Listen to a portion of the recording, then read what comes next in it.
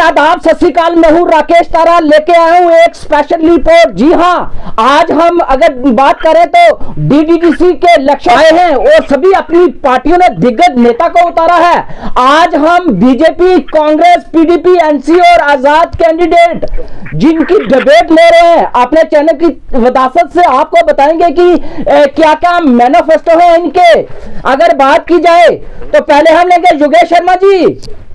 Hello Yogesh Sharma ji, हमारे channel में आपका स्वागत है। मेहरबानी मेहरबानी। उसके साथ जुड़ रहे हैं हमारे retired additional DC Subhash ji, BJP के लीडर। जी सुभाष जी। जी जी सर। हमारे चैनल में आपका स्वागत है। Thank you sir, thank you. Congress के जुड़ रहे हैं हमारे साथ पुष्पिंदर जी। जी हाँ पुष्पिंदर जी। नमस्कार सर नमस्कार, हमारे चैनल में आपका स्वागत है। Okay sir. आगे हम ले रहे हैं पीडीपी, जो कि तजीमदार जी, जो कि पीडीपी के सीनियर लीडर हैं। जी तजीम जी। शुक्रिया शुक्रिया राकेश जी। आदाब, नमस्कार सबको। जी जी, हमारे चैनल में आने के लिए आपका धन्यवाद। Thank you. अभी हमारे साथ जुड़ रहे हैं शफकत मीर, जो कि नेशनल कॉन्फ्रेंस के दिग्गज नेता हैं। जी शफकत जी। बहुत शुक्रिया। शफकत जी, हमारे चैनल में आपका स्वागत है। शुक्रिया शुक्रिया। अभी आप सब हमको सुन रहे हैं, हम आपसे बात करेंगे सभी 2-2 मिनट के लिए। जब हम बात करेंगे तो किसी के बात में आपने बोलना नहीं, आपने उसकी बातें सुननी है, फिर जवाब देना है। ठीक है जी। ठीक है। पहले हम लेंगे, सबसे पहले लेंगे हम योगेश शर्मा आजाद, जो उम्मीदवार है और खासकर आजाद कैंडिडेट हैं और आजाद लोगों के साथ चलते हैं। और इन्होंने भी आजाद, इस जगह अगर बात की जाए तो जगह जगह आजाद कैंडिडेट इन्होंने भी खड़े किए हैं। जी योगेश शर्मा जी। सर मैं सरपंच योगेश शर्मा, चेयरमैन आजाद पार्टी। जी जी। राजौरी से बोल रहा हूँ। जी जी। हमने अपने कैंडिडेट डुंगी ब्लॉक के अंदर मियां महफूज साहब जो है वो खड़े किए हैं। जी जी। जिनका चुनाव निशान सिलेंडर है। जी जी। तो हमारा यही है कि जनता की जो जिस तरह से नेशनल कॉन्फ्रेंस, कांग्रेस और भारतीय जनता पार्टी ने राजौरी और डिस्ट्रिक्ट पुंछ और स्टेट के लोगों को खून चूसा है, इसलिए हमें मजबूरन इनके साथ मुकाबला करने के लिए अपने आजाद कैंडिडेटों को मैदान में उतारना पड़ा। योगेश जी, हम आपसे एक बात पूछना चाहेंगे। जिस तरह से डिस्ट्रिक्ट डेवलपमेंट काउंसिल के इलेक्शन है, इसमें लोग जो है कंफ्यूज हुए हैं, क्या करें, किस जगह जाए। अगर बात की जाए तो आजाद कैंडिडेट भी बहुत हैं जो कि अच्छे चेहरे हैं, तो इस पर क्या टिप्पणी करेंगे आप? देखिए, लोगों ने जो है, जो आवाम है, उन्होंने पार्टियों के कैंडिडेट को आजमाते हुए 70 साल हो चुके हैं। जी जी। अब लोगों ने फैसला कर दिया है कि इनको वोट नहीं हमने चुने हैं, आजाद उम्मीदवारों को खड़ा किया जाए। मेरी पार्टी जो है वो आजाद पार्टी है। मेरे पास बहुत लोगों ने अप्रोच की और मैंने जो है अपने आजाद कैंडिडेट कालाकोट में भी दिए हैं, डांगरी में भी दिए हुए हैं। और यहाँ पर जो है हमारा डीडीसी जो हमारा जो इलेक्शन यहाँ पर हो रहा है, उसमें डुंगी ब्लॉक जो है वहाँ पर भी हमने मियां महफूज को दिया है।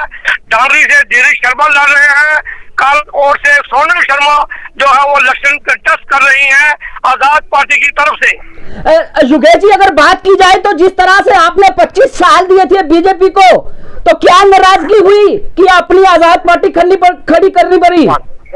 भारतीय जनता पार्टी के अंदर मैं 26 साल रहा हूँ और मैं 3 बार डिस्ट्रिक्ट प्रेसिडेंट रहा हूँ। मैंने इलेक्शन भी लड़ा है। सबसे ज्यादा भारतीय जनता पार्टी को मैं जानता हूँ कि वो पार्टी कैसी है। ये लोग हमारे वोटरों की, हमारे सादे शरीफ गांव के लोगों के वोटों की चिन्ह बना करके अपने ओहदों पर पहुंचते हैं। कोई एमएलसी बनता है, कोई पहाड़ियों का चेयरमैन बनते हैं, कोई और किसी ओहदे पर जाते हैं। तो योगेश शर्मा जी जुड़े रहिए। अब हमारे साथ जुड़ रहे हैं, आप जुड़े रहिए, दोबारा आपके पास आएंगे हम। ठीक है, जुड़े हुए आप बीजेपी के अगर दिग्गज नेता वह तो एसीडी रिटायर्ड सुभाष शर्मा जी हमारे साथ हैं इस समय। सुभाष शर्मा जी, अगर बात की जाए तो डिस्ट्रिक्ट डेवलपमेंट काउंसिल के जो इलेक्शन है इसमें क्या स्थिति है और किस तरह से लोग जो है उभर कर आ रहे हैं? देखिए, मैं नेशनल लेवल की बात कर रहा हूँ, मैं मुल्क की बात कर रहा हूँ। जी जी, हमने छोटे चीजों को खत्म करके मुल्क की तरफ देखना है। आज जो मुल्क है वो हमारा मुल्क नरेंद्र भाई मोदी के हाथ में है और वो दुनिया के माने हुए इस वक्त लीडर हैं। जी जी, जिसमें हम डीडीसी के इलेक्शन का पर्पज ही यही है कि यही एक पार्टी है जो ग्रास रूट लेवल पे इलेक्शन करवा रही है। जी जी, छोटे छोटे इश्यू में ना जाते हुए बड़े बड़े इश्यू की बात कर रहे हैं कि इसलिए बात कर रहे हैं कि जो डीडीसी का इलेक्शन है ये इलेक्शन हमारी जो ग्रास रूट लेवल पॉलिटिक्स है, जो पंचायत का 73 जो अमेंडमेंट है और जितना भी पंचायत का सर्कल है 3 टायर सिस्टम उसको जिंदा कर रहे हैं। और ये भारतीय जनता पार्टी की ही ताकत है जिसने ये 35 और 370 को तोड़ के और उसके बाद ये जो पंचायती 73 जो अमेंडमेंट की है और 3 टायर सिस्टम पंचायत का इंट्रोड्यूस किया है। आज तक किसी पार्टी की ये जुर्त नहीं थी कि ये चीजें कर पाए। उसके अलावा जो हमारी पार्टी ने काम किए हैं, जो ग्रास रूट लेवल काम हुए हैं, जो जितनी भी स्कीमें जो इम्प्लीमेंट हुई हैं गरीबों के लिए, ऑनलाइन सिस्टम जो है जिसमें करप्शन का दौर दारा जो वो खत्म किया है, उसमें डायरेक्ट किसानों को पैसा पहुंच रहा है, डायरेक्ट हर एक आदमी को पैसा पहुंच रहा है। उसके साथ साथ जो हमारे रिफ्यूजीज हैं, जो हमारे पाक ऑक्युपाइड के रिफ्यूजी हैं, उनको भारतीय जनता पार्टी ने पहली किस्त दी है 5.5 लाख की। और जितना भी हमारा पैकेज है वो इम्प्लीमेंट करने जा रहे हैं। उसमें हमारी सीटें रिजर्व हो रही हैं, वो सीटें रिजर्व करने जा रहे हैं। जैसे आपने देखा शेड्यूल ट्राइब जो है हमारे जितने भी गुजर भाई हैं उनकी सीटें रिजर्व हुई है। फर्स्ट टाइम उनकी रिजर्वेशन हुई है। जी सुभाष जी, आप असेंबली की रिजर्वेशन हो रही है। जी सुभाष जी, आप जुड़े रहिए हमारे साथ, आपसे फिर बात करते हैं। आप सुनिए, आप कांग्रेस के दिग्गज लीडर जो है हमारे पुष्पिंदर, जो कि अगर बात की जाए तो ये भी एक रुतबा रखते हैं। आइए बात करते हैं पुष्पिंदर जी। पहले तो आप हमें बताइए कि जो डिस्ट्रिक्ट डेवलपमेंट काउंसिल के इलेक्शन है इसमें किस तरह की प्रतिक्रिया है आपकी पार्टी की? भाई साहब, सबसे पहले मेरा सभी जितने भी यहाँ पर मेरे भाई आपके चैनल में है सभी को नमस्कार। जी जी, सबसे पहले मैं ये बता देना चाहता हूँ कि जो हमारी इंडियन नेशनल कांग्रेस है, आजादी से लेकर आज तक इसका एक इतिहास रहा है। ये एक मूवमेंट है, इसने इस देश की एकता और अखंडता को बनाए रखने के लिए बड़े काम किए हैं। आज अगर हम लोग यहाँ पर पहुंचे हैं, ये एक कांग्रेस की देन है। आज 73rd अमेंडमेंट हो या 74th अमेंडमेंट हो, ये पंचायती राज हो, ये कांग्रेस का एक प्रोग्राम था जिसमें राजीव गांधी जी का एक सपना था कि ऐसा प्रोग्राम होना चाहिए जो भी व्यक्ति चुनकर ही आगे आना चाहिए, वो आज पूरा हो रहा है। इसके लिए हम ये एक अच्छा कदम समझ रहे हैं कि ये जो डीडीसी के इलेक्शन हो रहे हैं इसमें आम जनता को एक लाभ पहुंचेगा। और इसमें बात करें अगर हम राजौरी डिस्ट्रिक्ट की, इसमें 14 सीटों में से कांग्रेस 12 सीटों पर लड़ रही है। और राजौरी से हमारे मंजाकोट से फार्मर मिनिस्टर जनाब शबीर अहमद खान जी, और राजौरी से साईं अब्दुल रशीद जी, और थाना मंडी से जनाब अब्दुल क्यूब मीर जी। हमें लगता है कि जिस ढंग से लोगों का जन सलाब हमें देखने को मिल रहा है, इसमें लोग बढ़ चढ़कर भाग लेंगे और जितने भी हमारे कांग्रेस के नेता हैं उनको कामयाब करने में पूरी मदद करेंगे। और हमें आशा है कि ज्यादा से ज्यादा वोटों से हमारे सारे कैंडिडेट जीतकर ग्राम सभा में पहुंचेंगे। पुष्पिंदर जी, जिस तरह से बात करें तो गुपकार अलायंस की तो कांग्रेस भी कहीं ना कहीं उनसे जुड़ी थी, लेकिन डीडीसी इलेक्शन में वो अपने कैंडिडेट खड़े कर रही है, इस पर क्या कहेंगे? भाई साहब, हमारी जो कांग्रेस पार्टी है हर जगह पर इसमें अपने कैंडिडेट दिए हैं, इसका अपना प्रोग्राम है। कोई भी अलायंस होगा, कहीं पर होगा, वो वहाँ का एक निजी मसला होगा। राजौरी में जो भी हमारे कैंडिडेट हैं वो इलेक्शन लड़ रहे हैं पार्टी के नाम पर, और हम लोग भी पार्टी के साथ मिलकर काम कर रहे हैं। जो भी पार्टी की डायरेक्शन आ रही है हम उसके अकॉर्डिंग काम कर रहे हैं। जी जी पुष्पिंदर जी, आप जुड़े रहिए। अब हमारे साथ है पीडीपी के लीडर, जी हाँ, तजीम डार जी। पहले तो हम अपने चैनल में आपका स्वागत करते हैं। शुक्रिया जनाब। जी, आपका क्या मैनिफेस्टो रहेगा? जिस तरह से ये एक उत्साह की तरह लोग जो है इस इलेक्शन में भाग ले रहे हैं, जो कि 70 साल के बाद ये इलेक्शन हुए हैं जम्मू कश्मीर यूटी में, तो क्या कहेंगे? देखिए, जहां तक तो इलेक्शन का ताल्लुक है, वो हमारी जो पार्टी है उसने और नेशनल कॉन्फ्रेंस ने और बाकी जो जमातें हैं उन्होंने मिलकर एक अलायंस जो है, People's Alliance for Gupkar Declaration जो है उसको कयाम में लाया है और हम लोग उसी को लेकर आगे चल रहे हैं। क्योंकि जिस तरह से मरकजी हुकूमत ने हम लोगों की आइडेंटिटी, हम लोगों की जो तशक्कुस है उसको पामाल किया है, उसको दोबारा से हासिल करने के लिए, क्योंकि ये रियासत अपने आप में एक मुल्क था एक वक्त पे और महाराजा हरि सिंह और महाराजा उस वक्त यहाँ किया करते थे, लेकिन हम लोगों के साथ जिस तरह से मरकजी हुकूमत ने उस रियासत का दर्जा घटा के इसको यूनियन टेरिटरी बना दिया, लोगों की तशक्कुस को खत्म कर दिया। आज आप देखें कि आज हमारे एसटी कम्युनिटी के जितने लोग हैं उन लोगों को जंगलों से निकाला जा रहा है। आज रोशनी के नाम पर तमाम उन लोगों को एक गवर्नमेंट की एक पॉलिसी थी उस वक्त, उन्होंने, अब पैसा उसमें कम आया या ज्यादा आया वो एक अलग इश्यू है, लेकिन लोगों ने उस वक्त रोशनी के नाम पर लोगों ने अपनी मालकाना हकूक हासिल किए जायज तरीके से। लेकिन आज तमाम रियासत के लोगों को, उसमें चाहे वो जम्मू के लोग हों, कश्मीर के हों, उनको परेशान करके रख दिया है। आज मरकजी हुकूमत ने किसानों का वो हाल कर दिया है कि आप देख रहे हैं कि किसान दिल्ली की तरफ जा रहा है और उन्हें लाठियां मारी जा रही हैं। आज उनको भी इंटरनेशनल करार दे दिया है इस मरकजी हुकूमत। जी बदकिस्मती है कि हमारी जो मरकजी हुकूमत है वो सिर्फ और सिर्फ जो एक एजेंडा लेकर चल रही है, जहाँ पे लोगों की तशक्कुस को खत्म करना, आइडेंटिटी को खत्म करना और नेशनलिस्ट और एंटी नेशनलिस्ट के सर्टिफिकेट डिस्ट्रीब्यूट करना, इसके सिवा और कोई काम नहीं है इनका। बाकी ये ताजीम जी बात आपसे करेंगे कि जिस तरह से अगर कल पीडीपी के कैंडिडेट मास्टर तसद्दुक जी ने फॉर्म भरा नॉमिनेशन, तो उसमें उन्होंने कहा कि सबसे पहले स्टेटहुड और 35 और 370 पर ध्यान दिया जाएगा।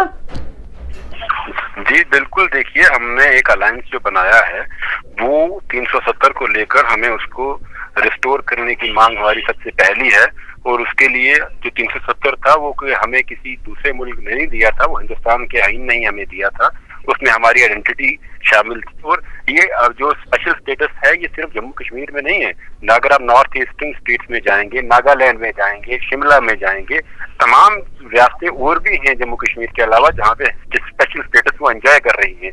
जम्मू कश्मीर को सिर्फ इसलिए निशाना बनाया गया क्योंकि एक मुस्लिम मेजॉरिटी स्टेट थी और मरकजी हुकूमत का एक ही एजेंडा है कि यहाँ की जितनी भी हिंदुस्तान में माइनॉरिटी कम्युनिटीज के जितने भी लोग हैं, चाहे उसमें हमारे शेड्यूल कास्ट हों, हमारे सिख बरादरी से ताल्लुक रखने वाले लोग हों या मुसलमान हों, उन सबको दबाना, उन सबको ये एहसास दिलाना कि आपका इस मुल्क में कोई स्टेक नहीं है। इसके अलावा कोई दूसरा और काम इन मरकजी हुकूमत का नहीं है, लेकिन हम इनको बेनकाब करके रहेंगे। ये इलेक्शन इनको बता देंगे कि ये कहाँ स्टैंड करते हैं। जी जुड़े रहिए।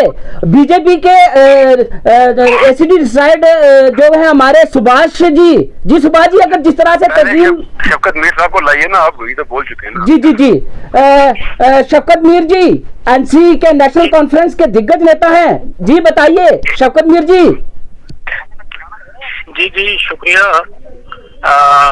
गुजारिश ये है कि इस इलेक्शन में गुपकार अलायंस का कूदना, नेशनल कॉन्फ्रेंस का आना, इसके पीछे एक मकसद है, वरना इन इलेक्शंस में कुछ मिलने वाला नहीं।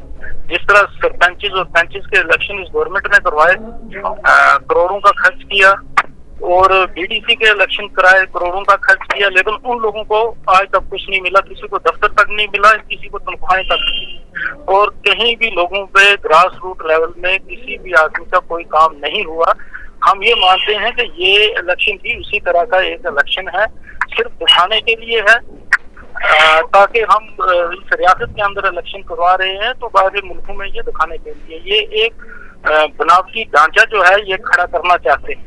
लेकिन हमारा इसमें कूदने का मकसद सिर्फ ये है, वो ये है कि बीजेपी के लोग ये कहते थे कि जम्मू कश्मीर के लोग खुश हैं 370 के हटाने से, ये लोग खुश हैं 35A के चले जाने पे खुश हैं, स्टेटहुड इनसे हमसे छीन ली गई, ये लोग खुश हैं। चंद लोग ऐसे हैं जो गुंडागर्दी करते हैं और कुछ जमातों को इन्होंने बदनाम करने की कोशिश की, जिसका जो मीडिया के कांधे पे बंदूकें रख के इन्होंने चलाई हैं। आवाज मीडिया की आती रही और पीछे ये लोग रहते रहे और बदनाम करने की कोशिश की। हमारे तमाम लीडर्स इन्होंने अंदर कर दिए। गुपकार अलायंस आज जहाँ खड़ी है उसका मकसद सिर्फ ये है कि लोग डिसाइड करेंगे कि वो 370 के साथ हैं या नहीं। वो लोग गुपकार अलायंस को वोट करेंगे जो 370 के साथ हैं, जो चाहते हैं कि 370 वापस आए, 35 वापस आए, स्टेटहुड वापस आए। इसीलिए आज गुपकार अलायंस जो है यहाँ खड़ा है। आज इसका रिजल्ट जो आने वाले जो इसका रिजल्ट होगा इस इलेक्शन का, ये बता देगा कि लोग कहाँ खड़े हैं। वो लोग बीजेपी के सेंट्रल गवर्नमेंट के साथ खड़ी है या गुपकार अलायंस के साथ खड़ी है। और मेरा आपसे ये वादा है, गुपकार अलायंस से एक बहुत बड़ा टमाटर सेंट्रल गवर्नमेंट के ऊपर मारने वाली है। बच्चा वोट डालने के लिए निकला है। हालांकि वोटिंग इतनी नहीं हुई थी पिछली बार 35 और 37 के इलेक्शन में। ऐसी जगह से भी लोग बाहर निकले हैं जहां मिलिटेंसी का गढ़ है, लेकिन लोग बाहर निकले हैं इसलिए ये बताने के लिए कि हम गुपकार अलायंस के साथ हैं। हमारे साथ धोखा हुआ है। शौकत मीर जी, आप छीनी जा रही है, हमारी नौकरियां छीनी जा रही है। हमारी ये सबसे पुरानी स्टेट जो थी उसको इन्होंने यूटी बना दिया है। आज लोग जो है इस परेशानी के अंदर है कि किसी तरह से अपना प्रोटेस्ट जाहिर नहीं कर पाए, क्योंकि दबा के रखा यहाँ कर। शौकत मीर जी बने रहिए। वोट डाल के लोग ये बताना चाहते हैं कि हम 370 के साथ। जी शौकत जी आप बने रहिए, टाइम का भी ध्यान रखिए। और दोबारा हम बात करेंगे योगेश शर्मा आजाद जो है वो अपनी कैंडिडेट जो है उन्होंने उतारे हुए हैं। योगेश शर्मा जी, जिस तरह से आपने बातें सुनी पार्टियों की, तो क्या कहेंगे? देखिए सर, बात यह है कि भारतीय जनता पार्टी के मेरे बड़े भाई सुभाष जी बात कर रहे थे, बड़ी तारीफ कर रहे थे उसकी। जी। मैं ये समझता हूँ कि जिस वक्त उन्होंने इनकी सेंटर की ये बात कर रहे थे, नोटबंदी से लोगों को, हर बिजनेसमैन को, हर गरीब को अगर खत्म किया तो भारतीय जनता पार्टी के और सेंटर ने खत्म किया, मोदी सरकार ने खत्म किया। अगर ये कहते हैं कि हमने बहुत बड़ी डेवलपमेंट कराई है, अगर यहाँ से यूटी जो है ये बनाने से जितने भी लोग हैं वो बाहर से आकर यहाँ पर जमीनें खरीदेंगे, इस स्टेट को कमजोर करने वाली भारतीय जनता पार्टी। और जितनी भी नौकरियां जो है, हम बच्चे जो है जितनी मर्जी हम उनको एजुकेशन दें, उस एजुकेशन के ऊपर वो 90% मार्क नहीं ले सकते, 70-70% से ऊपर नहीं जा सकते। और वहाँ पर 100% वाले लोग जो हैं वो मेरिट उनका 100% से ज्यादा वो लेकर जहाँ पर नौकरियां ले रहे हैं। जैसा कि पिछले दिनों में 2 नौकरियां जो है वो निशाला के अंदर पोस्ट ऑफिस में आई और वहाँ पर बाहर से लोग जो है वो पोस्ट ऑफिस में लगे। अच्छी बात ये थी कि हमारा निशाला के लोग लग जाते हैं, सुंदरबनी के लगते हैं, डिस्ट्रिक्ट चोरी के लगते हैं। ये मेरे भाई ये कह रहे हैं। बाकी मैं एनसी से भी ये कहना चाहूंगा, कांग्रेस से भी ये कहना चाहूंगा कि आप लोगों ने भी भारतीय जनता पार्टी के लोगों के साथ सरकार बनाई और कांग्रेस ने भी इनके साथ सरकार बनाई और पीडीपी ने भी सरकार बनाई। आप सब लोगों ने सरकारें बना करके हमारी जो है जम्मू कश्मीर की आइडेंटिटी को खत्म करने वाले आप सब लोगों का जिम्मेवारी है।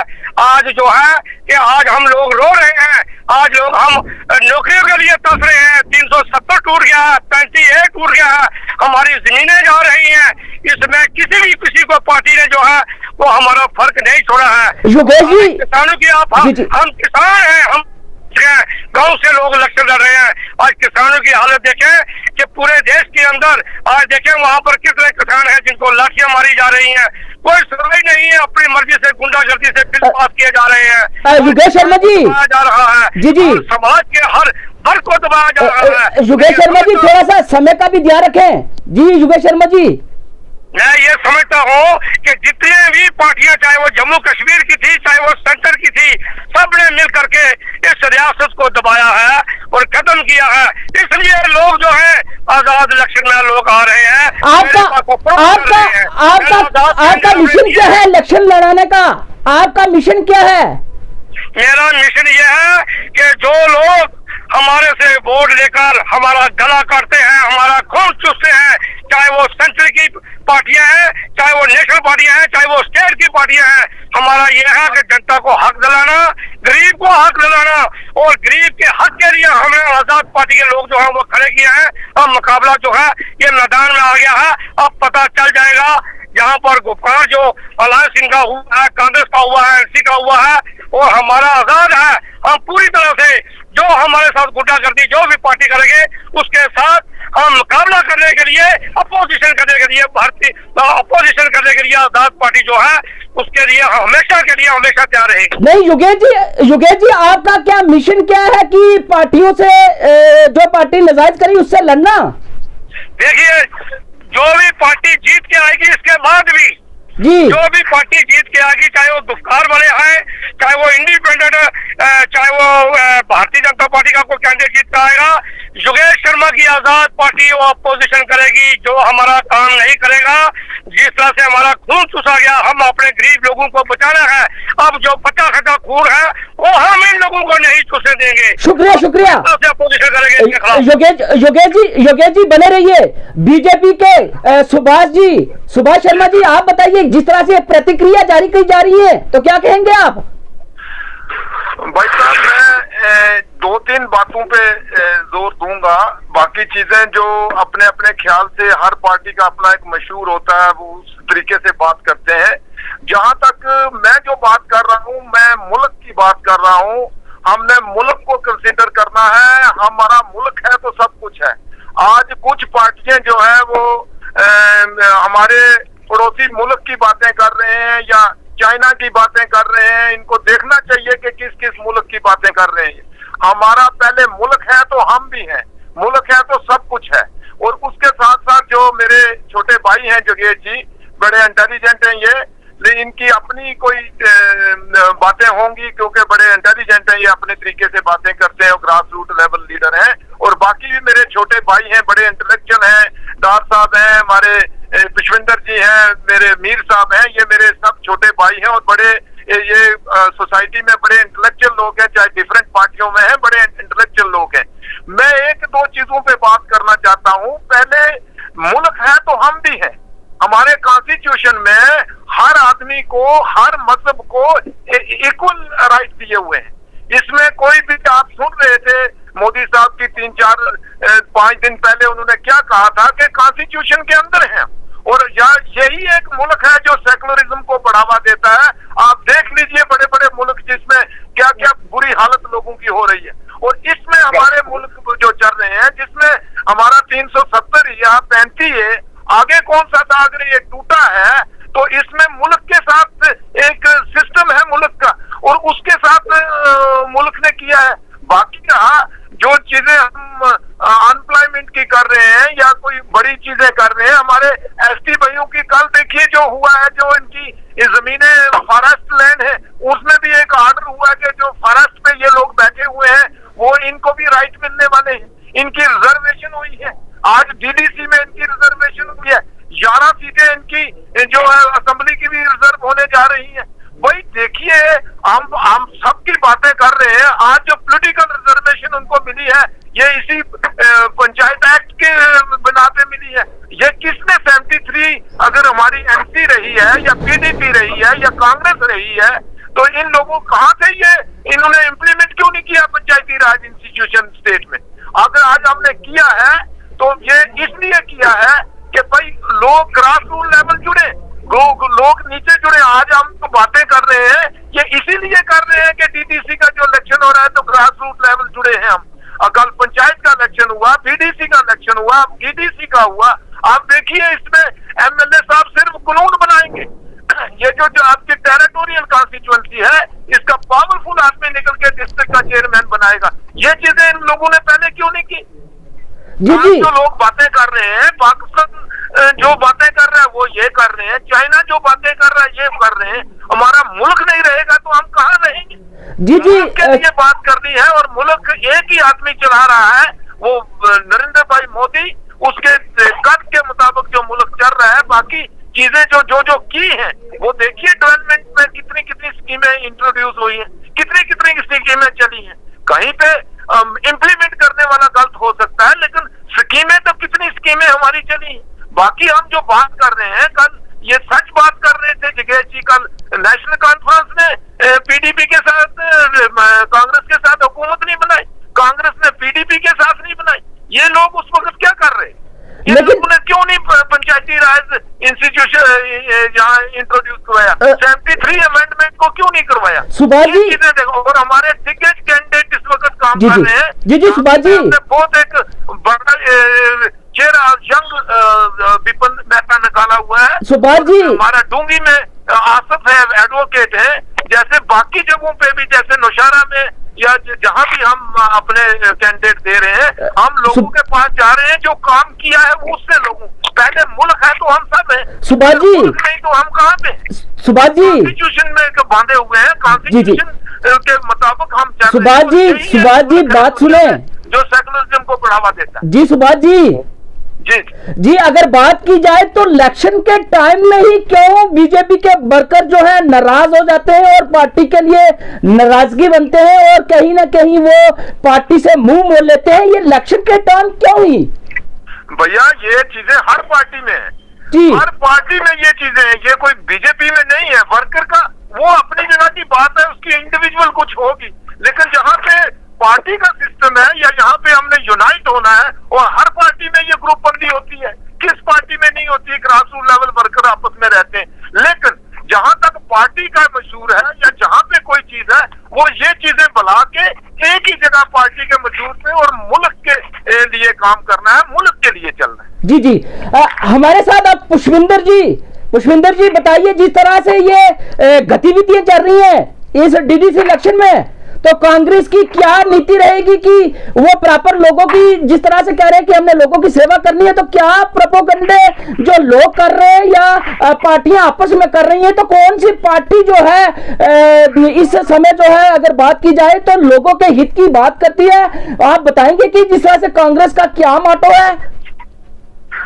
भाई साहब बात ऐसे है, डेमोक्रेसी को बहाल रखना हमारी एक ड्यूटी है। लोकतंत्र के माध्यम से ही हम लोग सारे चल रहे हैं। इलेक्शन आए हैं, इसमें इलेक्शन भी एक माध्यम होता है कि अच्छे अच्छे कैंडिडेट चुनकर आए, और जो अच्छा कैंडिडेट है उसको भी उसी को ही आगे आना चाहिए। बाकी जो हमारा कांग्रेस का एक एजेंडा है, कांग्रेस का हाथ हर गरीब के साथ। आप देख लीजिए जहाँ जहाँ पर भी कांग्रेस की हुकूमत रही है, वहाँ पर कांग्रेस ने जनता के साथ अच्छे काम किए हैं। गवर्नमेंट भी हुई है, यहाँ के नौजवानों को रोजगार भी मिला है, किसान खुशहाल भी रहा है। आप वो पीरियड भी देख लीजिए, आज महंगाई कहाँ तक पहुंच चुकी है, इस पे कुछ नहीं लग रहा। हमारा एक एजेंडा है कि अगर हमारे कांग्रेस के प्रतिनिधि चुनकर आते हैं तो हमारा जो भी लड़ाई होगी वो नौजवानों के लिए होगी, नौजवानों को रोजगार मिले, किसानों को हक मिले, यहाँ का विकास हो, यहाँ पे जो भी कमी है जनता को देखने को मिल रही है वो नहीं मिले। यहाँ पर हमारा एक ही लक्ष्य है कि कांग्रेस आती है तो हम सब मिलकर कांग्रेस को मजबूत करें, यही जनता से हमारी अपील है। पुष्पिंदर जी, जिस तरह से अगर बात की जाए तो मंजाकोट में जिस तरह से MOS रहे, हमारे शबीर खान हेल्थ मिनिस्टर भी रहे, तो दोबारा डीडीसी इलेक्शन में करें तो कहीं ना कहीं जो कांग्रेस पार्टी है वो अपने दिग्गज नेताओं के चेहरे पर ही जीतना चाहती है। जहाँ तक शबीर खान साहब की बात है, शबीर खान साहब हमारे जिला प्रधान है और फॉर्मल मिनिस्टर है। शबीर साहब का अगर हम पीरियड देखें तो डेवलपमेंट का एक भंडार लगा हुआ था। आप किसी भी क्षेत्र में देख लीजिए स्टेट में, जहाँ जहाँ भी इनको काम करने का मौका मिला इन्होंने थक के काम किया। आप मंजाकोट का इलाका देख लो, रजौरी का इलाका देख लो, थंदा का देख लो, जिस भी इन्होंने डिपार्टमेंट में काम किया आप कोई भी घूम कर देखो, वहाँ पर विकास ही विकास नजर आया, वहाँ पर किसी चीज की भी कमी नहीं आई। हमें विश्वास है कि शबीर खान साहब का जो पीरियड निकला है बहुत ही बेहतरीन पीरियड निकला है। कांग्रेस के जितने भी प्रतिनिधि हमने खड़े किए हैं वो एक बढ़कर है, और हमें लगता है कि ये प्रतिनिधि अगर चुनकर आते हैं तो यहाँ की जनता का भला होगा। जी जुड़े रहिए पुष्पिंदर जी। तजीम डार जी, हमें बताइए कि जिस तरह से प्रतिक्रिया जारी कर रहे हैं तो आपका क्या कहना है? हेलो जी तजीम डार जी, आप बताइए जिस तरह से इन लोगों की प्रतिक्रिया है, हर पार्टी की अपनी अपनी आजाद की अपनी अपनी, तो इस पे क्या टिप्पणी करेंगे आप? देखिए इनकी प्रतिक्रियाओं पर तो टिप्पणी नहीं मैं करूंगा, लेकिन मेरा एक ही कहना है कि जिस तरीके से रियासत के हालात जो है वो बिगड़े हुए हैं उनको सुधारने के लिए हमें काम करना होगा। जी क्योंकि मैं भी इस वक्त कैंपेनिंग पे निकला हूँ, इस वक्त हम एक पहाड़ चढ़ रहे हैं, जी जी तो इसलिए मुझे सांस मेरा फूला हुआ है। जी जी तो दूसरा ये है कि पानी भी हो जितने भी हमारे लोग यहाँ हैं, जितने भी पैनलिस्ट हैं, मैं उन सबसे ये गुजारिश करूंगा, खासकर हमारे बीजेपी के सुभाष जी हैं, मैं बड़ी कदर करता हूँ उनकी, कि उन्होंने कहा जी हम भाईचारा कॉन्स्टिट्यूशन ये कहता है, लेकिन अगर आप इसके प्रेसिडेंट जो स्टेट प्रेसिडेंट हैं उनकी बातें सुने तो आपको कहीं से ये अंदर नहीं आएगा। हम तो कदर करते हैं हर मजहब की, हम राम की भी कदर करते हैं, रहीम की भी कदर करते हैं, जी जी, लेकिन इनके स्टेट प्रेसिडेंट कहते हैं कि हम सबको जय श्री राम के नारे लगवाएंगे और टीके लगवाएंगे। जी जी, अब यहाँ से आप ये देख लीजिए कि ये किस तरीके से यहाँ पे भाईचारा रखना चाहते हैं। जी जी, इन लोगों ने यहाँ रियासत का बेड़ा गर्क किया है जी, और ये बात करते हैं कि हमने पूरा हिंदुस्तान की ये बात करते हैं, देश की ये बात करते हैं, लेकिन जब एक कमजोर सा मुल्क है पाकिस्तान, वहां पे तो सर्जिकल स्ट्राइक इन्होंने कर दी, लेकिन गलवान वैली में जहां हमारे इतने शहीद हो गए हमारे फौजी, लेकिन इन लोगों को आज 4 महीने के बाद गुजर जाने के बाद भी आज बातचीत ही कर रहे हैं। ये भी अफसोस ये आता है कि 56 इंच का सीना ये उन्हीं लोगों को दिखाते हैं जो कमजोर लोग हैं, जो आगे से बड़ा होता है उसको ये बातचीत पे ले आते हैं। तो यहाँ से आप ये दिखा लीजिए सुभाष जी, मैं ये कहना चाहूंगा कि अगर देश को कोई भी कमजोर नहीं करना चाहता, देश को इंदिरा गांधी ने से बढ़कर लीडर हिंदुस्तान में नहीं हुआ है, जिसने पाकिस्तान के टुकड़े कर बांग्लादेश बना दिया। तो इसलिए आप ये झूठे जो आप कहते हैं कि हम देश की बात करते हैं, आपने कुछ नहीं किया देश के लिए, देश को सिर्फ आपने बांटा है, देश को आज आपने वहां लाके खड़ा कर दिया है जहाँ पे देश के तमाम लोग जो हैं वो आपस में एक सहमे हुए हैं, डरे हुए हैं, तमाम कम्युनिटीज डरी हुई हैं, चाहे वो हमारी शेड्यूल कास्ट कम्युनिटीज हों, एससी के लोग हों, चाहे वो माइनॉरिटीज के जितने लोग हों। इन लोगों ने अगर देश को इकट्ठा रखना होता, जितनी पावर इनको दी गई थी, इस अवाम हिंदुस्तान की अवाम ने जितनी इनको पावर दी थी, उस पावर का सही इस्तेमाल इन लोगों ने नहीं किया। अगर बात की जाए डॉक्टर साहब, अगर बात की जाए तो जिस तरह से आप भी भाजपा के साथ जो कि सरकार आपने भी चलाई, तो क्या उनकी नीतियां आपको अच्छी नहीं लगी? मेरी उस पर मेरा ये कहना है कि उस वक्त जो एक मैंडेट आया था, उस वक्त मैंडेट ये आया था कि भारतीय जनता पार्टी को जम्मू से पूरी तरह से अक्सरियत हासिल थी और कश्मीर से पीडीपी को अक्सरियत मिली थी। उस वक्त अगर हम बीजेपी के साथ, अगर वो भी मुफ्ती साहब का एक बहुत बड़ा विजन था कि उन्होंने उस वक्त अगर 27 सीटें बीजेपी लेके आई थी, तो अगर हम बीजेपी को पावर में इन्वॉल्व ना करते तो पूरी की पूरी एक मुस्लिम वर्सेस हिंदू कम्युनिटी का एक नजर आता। उन लोगों ने, मुफ्ती साहब ने इसका ख्याल ना रखते हुए कि इसके से क्या नुकसानात होंगे, उन्होंने लोगों की एस्पिरेशन को रिस्पेक्ट किया और उनके साथ हुकूमत बनाई। लेकिन वो हुकूमत बनाने का मकसद ये नहीं था कि जब हमने हुकूमत बनाई तो वो किसी एजेंडे के तहत बनाई, लेकिन इन लोगों ने धोखा दिया और धोखा देने के बाद आज रियासत का ये हाल जो है हमारे सामने रख दिया। अब मकसद ये नहीं है, मुझे यकीन है कि आप जिस तरीके से एक रियासत के लोग, तमाम पार्टियां अपने छोटे छोटे जो मामलात हैं उनको नजरअंदाज करके एक बड़े मकसद के लिए इकट्ठी हुई हैं, तो मुझे यकीन है कि आप रियासत के जो कस है, जो यहाँ का रहने वाले डोगरा हो, यहाँ का रहने वाला कश्मीरी हो, पहाड़ी हो, गुजर हो, शेड्यूल कास्ट हो, शेड्यूल ट्राइब हो, सबको हम साथ लेकर चलेंगे। और जब तक हम सबको साथ लेकर नहीं चलेंगे तब तक इस मुल्क तजीम डॉक्टर साहब आप बने रहिए। शफकत मीर जी, जी बताइए कि जिस तरह से ये प्रतिक्रिया जारी कर रहे हैं, हर पार्टी अपना अपना मंशूर जो है बता रही है जेके न्यूज ब्रेक को, आप भी क्या प्रतिक्रिया रखेंगे इसमें? बात यह है कि हमारा जो मंशूर है 370 को वापस लाना, 35A को वापस लाना, स्टेटहुड को वापस लाना, ये वही मंशूर जो गुफ्कार अलायंस का है उसके साथ हैं हम, और उसके लिए हम काम भी कर रहे हैं। रही बात बीजेपी की, अफसोस की बात यह है कि बीजेपी के कोई भी लीडर किसी जगह जब बैठते हैं तो बात हमेशा मुल्क की, उनको लगता है कि दूसरे लोग जो हैं वो एंटी नेशनल है। तो ये बड़े अफसोस की बात है, क्योंकि मुद्दा इनके पास हिंदू मुस्लिम या मुल्क ही रहता है। इलेक्शन हो रहे हैं जम्मू कश्मीर के अंदर, मैं दिल्ली या बॉम्बे की बात थोड़ी करूंगा इस वक्त। बात यह है कि सताए हुए लोग हम हैं, निशाना हम लोगों को बनाया गया है, इस रियासत के लोगों को बनाया गया है, और इसी स्टेट के मुद्दे पे आज योगी जो है वहाँ बंगाल में जाके सारी कंपेन 370 पे कर रहे हैं, वहां जाके नरेंद्र मोदी सारी कंपेन 370 पे कर रहे हैं, बीजेपी की सारी कंपेन 370 है। हमने कश्मीरियों को ये कर दिया, इनडायरेक्ट इनका ये है कि वहाँ के मुसलमानों को हमने तबाह कर दिया।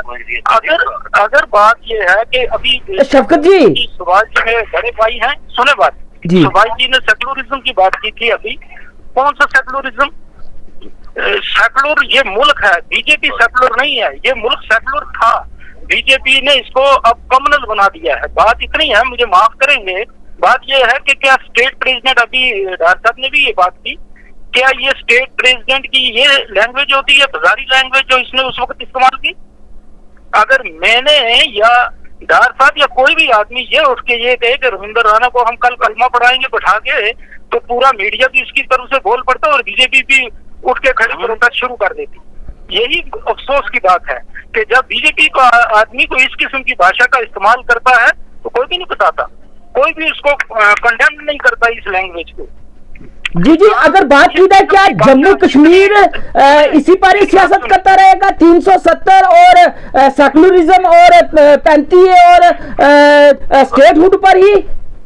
ये मुल्क सेकुलर मुल्क था, ये मुल्क सेकुलर मुल्क रहना चाहिए। अभी सुभाष जी कह रहे थे कि नरेंद्र मोदी इस मुल्क को चला रहे हैं, तो पीछे 70 सालों से कौन चला रहा था? आज कोई नया ये मुल्क नहीं चल रहा।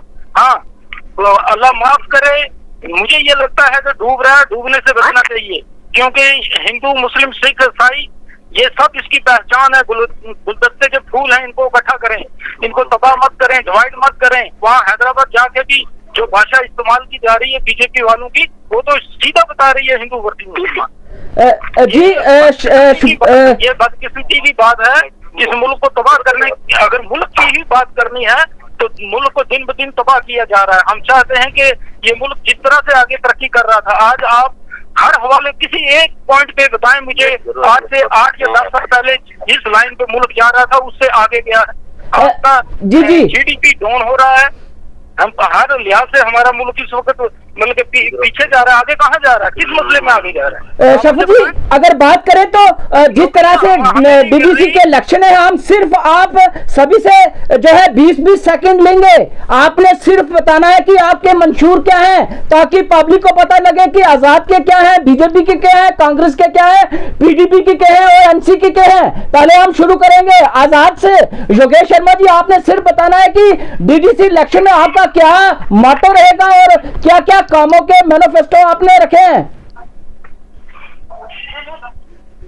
हेलो योगेश शर्मा जी। कितनी देर बोगन हो? हेलो योगेश शर्मा जी, लंबा करिए ना। जी जी, योगेश शर्मा जी नहीं है, लेकिन इस समय हम कोई टेक्निकल फॉल्ट आ गया शायद। हम बात करेंगे बीजेपी सुभाष जी से। जी सुभाष जी, हेलो सुभाष जी, सुभाष जी, हेलो सुभाष जी, पुष्पिंदर जी, आगे चलो आप। पुष्पिंदर जी, जी बोलिए।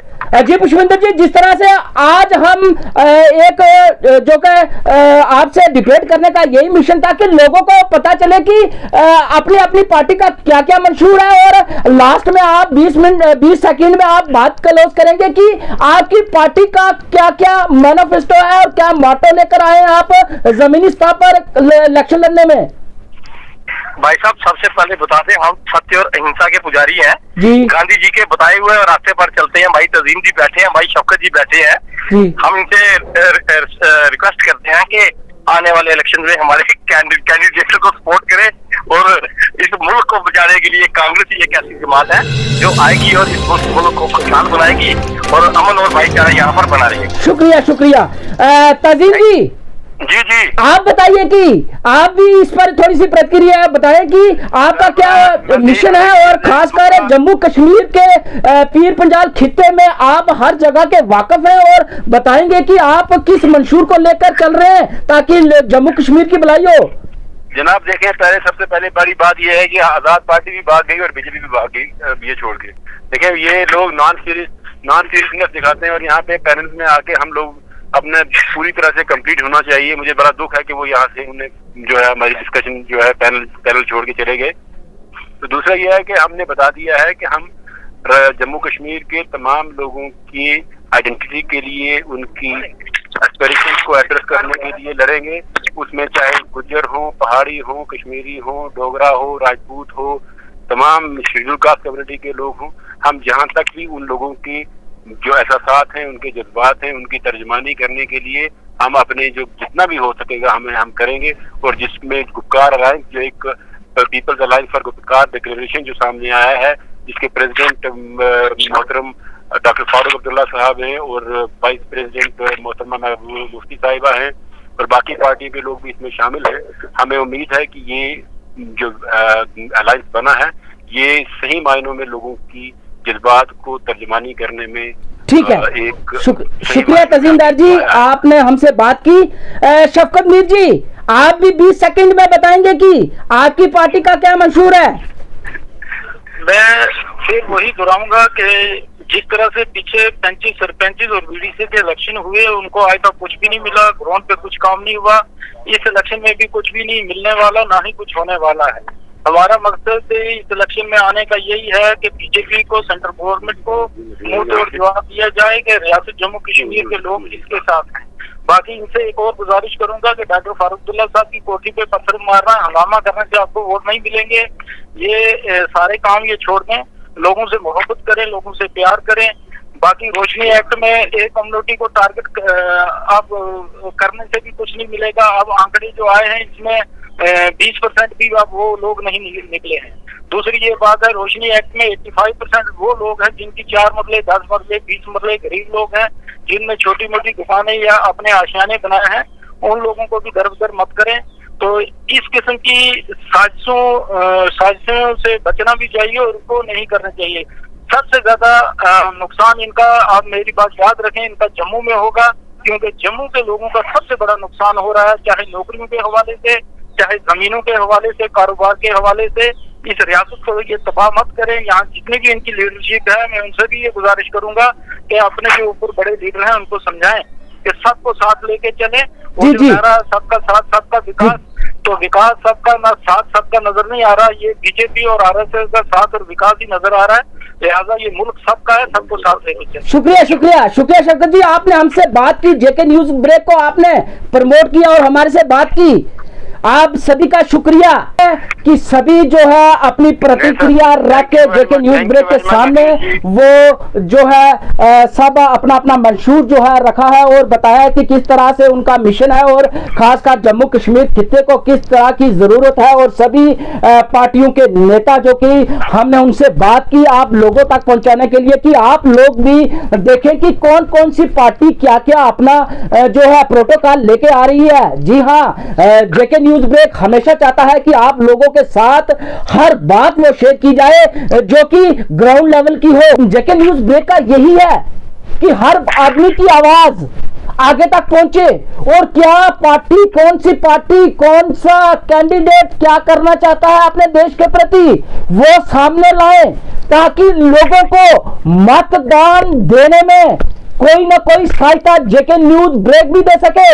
जी हाँ, हम चाहते हैं कि जिस तरह से आज हमने दिग्गज नेताओं से बात की, आपने उन दिग्गज नेताओं की बातें सुने होंगी और आपको कहीं ना कहीं इस डिबेट से कुछ ना कुछ सीख मिलेगी। हम चाहते हैं कि इस पर जो है आप इस प्रोग्राम को देखकर हमें लाइक एंड सब्सक्राइब भी करें ताकि हम आप लोगों के लिए नए नए प्रोग्राम ला सकें। राकेश तारा, जेके न्यूज ब्रेक, राजौरी।